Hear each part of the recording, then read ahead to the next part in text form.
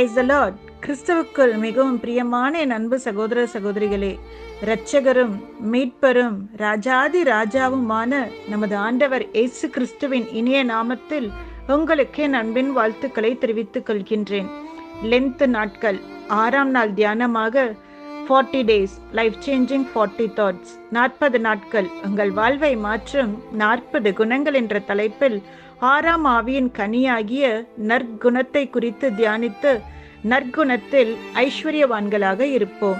நம்மை உண்டாக்கின தேவன் நற்குணங்களை கொண்டவராக இருக்கிறபடியினால் அவருடைய ஆவியை பெற்ற நாமும் கூட நற்குணங்களை கொண்டவர்களாய் இருக்க வேண்டும் என்று நம்முடைய ஆண்டவர் எதிர்பார்க்கின்றார்.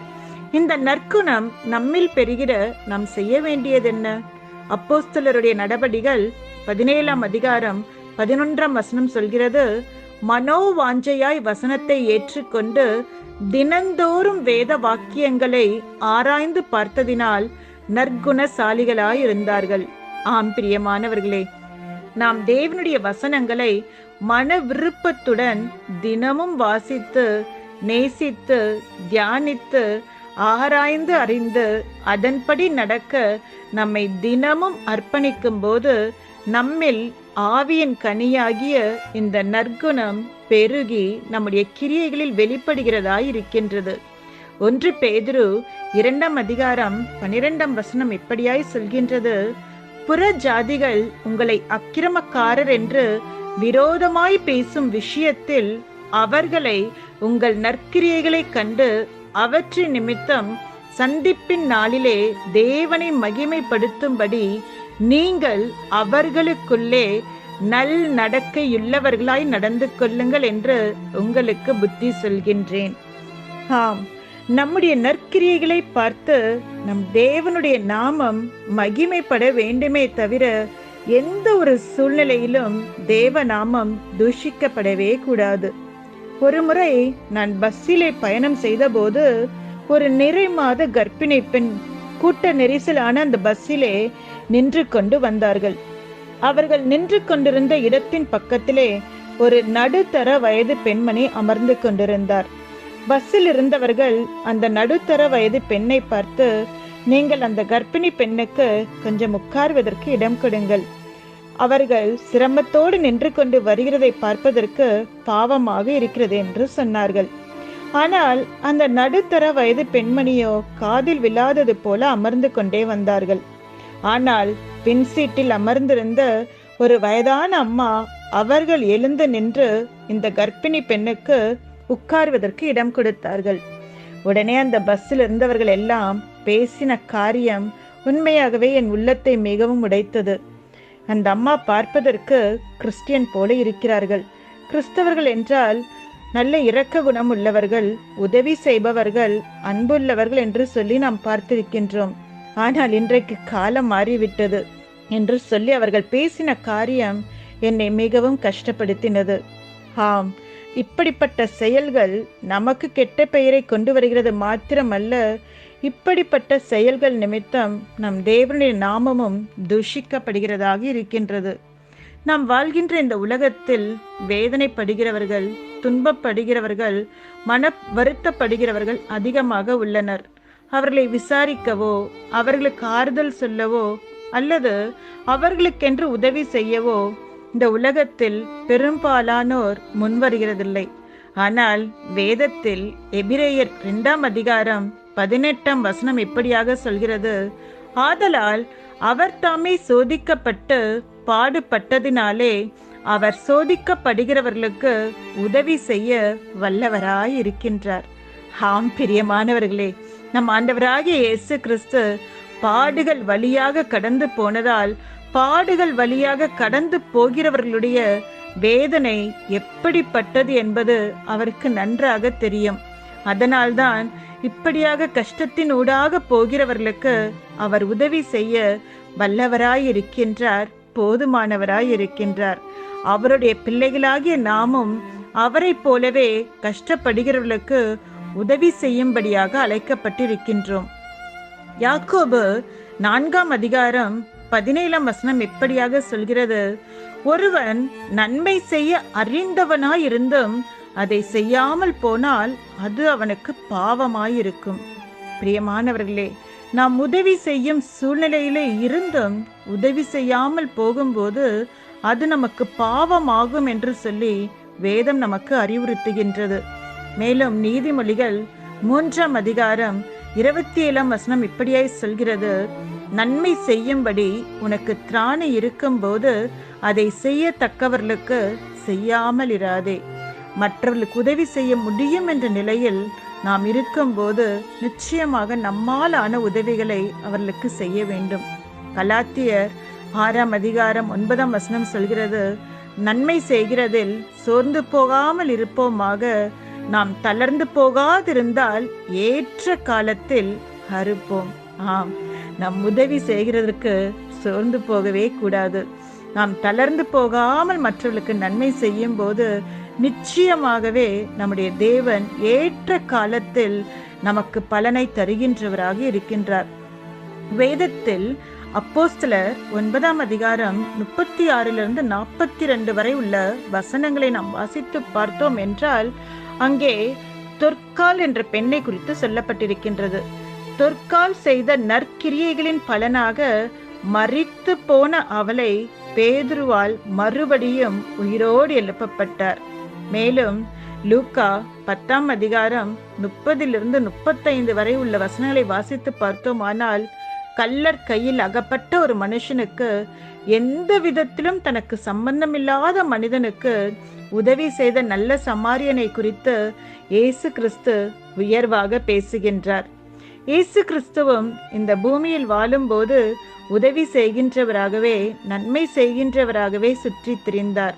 அவருடைய பிள்ளைகளாகிய நாமும் மற்றவர்களுக்கு நற்கிரியைகள் செய்கிறவர்களாக இருப்போம். அப்படி நாம் செய்யும்போது நாம் தேவனுடைய பிள்ளைகள் என்ற சாட்சியை பெறுவோம். நாம் நற்கிரியைகள் செய்யும் போது உண்டாகும் பலன் என்ன தெரியுமா? 2 நாளாகமம் 15ஆம் அதிகாரம் 7ஆம் வசனம் சொல்கின்றது, உங்கள் கிரியைகளுக்கு பலன் உண்டு. மேலும் ரோமர் 2ஆம் அதிகாரம் 6ஆம் வசனம் சொல்கிறது, தேவன் அவனவனுடைய கிரியைகளுக்கு தக்கதாய் அவனவனுக்கு பலன் அளிப்பார். பலன் என்று சொல்லும் போது ஆங்கிலத்தில் ரிவார்ட் என்று சொல்லப்பட்டிருக்கிறது. ரிவார்ட் என்றால் என்ன?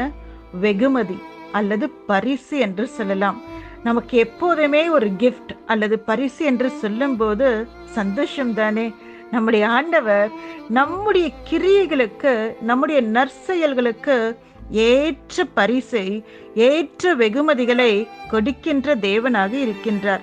இதைத்தான் ஏசாயா 3ஆம் அதிகாரம் 10ஆம் வசனம் இப்படியாய் சொல்கிறது, உங்களுக்கு நன்மை உண்டாகும் என்று நீதிமான்களுக்கு சொல்லுங்கள், அவர்கள் தங்கள் கிரியைகளின் பலனை அனுபவிப்பார்கள். எனக்கன்பானவர்களே, நிச்சயமாகவே நம்முடைய ஒவ்வொரு கிரியைகளுக்கும் பலன் உண்டு.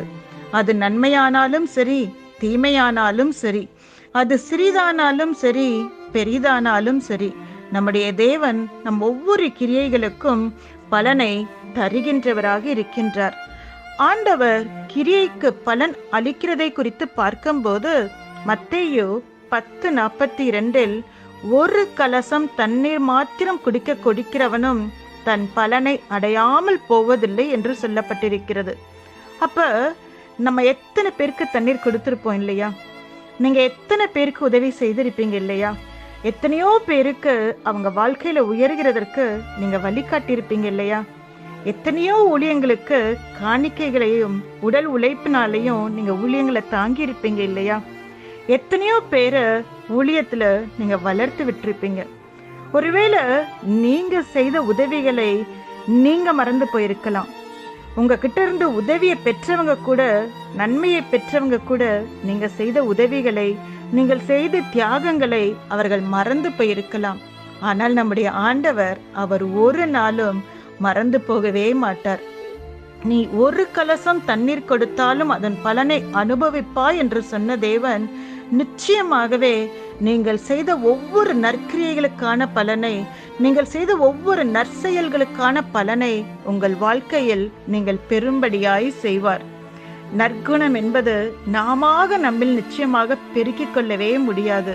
அது தேவனுடைய கிருபையினால் மாத்திரமே வரும். எனக்கன்பானவர்களே, மன்னிப்பது, மனதுருக்கமாய் நடந்து கொள்வது, நன்மை செய்வது, தேவையோடு இருப்பவர்களை விசாரிப்பது, ஆறுதலாய் பேசுவது, நீதி செய்வது, இரக்கம் காட்டுவது என்று நம்முடைய அன்றாட வாழ்க்கையில் நடந்து கொள்கின்ற ஒவ்வொரு காரியத்திலும் நற்குணசாலிகளாயிருக்க பிரயாசப்படுவோம். நம்முடைய ஒவ்வொரு கிரியைகளிலும் நம்முடைய நற்குணம் வெளிப்படட்டும். நற்குணத்தை குறித்து தியானித்த நாம் நம்முடைய நற்கிரியைகள், நம்முடைய நற்செயல்களின் மூலம் கர்த்தருக்கு பிரியமாக வாழ்ந்து மிகுதியான பலனை பெற்றுக்கொள்வோம். ஆம், இன்று நற்குணத்தை குறித்து அறிந்து கொண்ட கற்றுக்கொண்ட காரியங்களை மற்றவர்களும் அறிந்து கொள்ளும் வண்ணமாக ஒரு சிறு ஊழியமாக இந்த பதிவை மற்றவர்களுக்கு ஷேர் செய்யுங்கள், ஃபார்வர்ட் செய்யுங்கள். இந்த சேனலை சப்ஸ்கிரைப் செய்யுங்கள். கர்த்தர் உங்களை ஆசீர்வதிப்பாராக. God bless you. எனக்கு அன்பானவர்களே, இந்த வார்த்தை உங்களுக்கு மிகுந்த ஒரு ஆறுதலாக ஆசீர்வாதமாய் இருக்கும் என்று நான் நம்புகிறேன். வேத வசனம் சொல்லுகிறது, உன் கிரிகளை அறிந்திருக்கிறேன், உனக்கு கொஞ்ச பலன் இருந்தும் என்னை மறுதலியா, என் வசனத்தை கை கொண்டபடினால் இதோ திறந்த வாசலை நான் உனக்கு முன்பாக வைத்திருக்கிறேன். ஆம் அன்பானவர்களே, நம்முடைய ஒவ்வொரு கிரிகளையும், நம்முடைய ஒவ்வொரு செயல்களையும் தேவனுடைய கண்கள் கண்ணோக்கி பார்த்து கொண்டிருக்கிறது. அவர் நம்முடைய கண்ணீரை அறிந்திருக்கிறார், நம்முடைய வேதனைகளை அறிந்திருக்கிறார், நாம் கடந்து செல்கிற அவமானங்களையும் அறிந்திருக்கிறார். எல்லாரும் இருந்தும் ஒரு அனாதை போல கஷ்டப்படுகிறதையும் அறிந்திருக்கிறார். நீங்கள் செய்த நற்கிரிகளை மறந்து உங்களுக்கு விரோதமாக செய்த தீங்குகளை, அநியாயங்களை எண்ணி வேதனையோடு இருக்கிறதையும் ஆண்டவர் அறிந்திருக்கிறார். அவர் நீதி செய்கிறவர் என்று மறந்து போக வேண்டாம். உங்கள் கிரிகளுக்கு தக்க பலனை அவர் தருவது நிச்சயம். எனக்கு அன்பானவர்களே, நம்ம அருமை ஆண்டவராக இயேசு கிறிஸ்து நன்மை செய்கிறவராக சுற்றித் திரிந்தார்.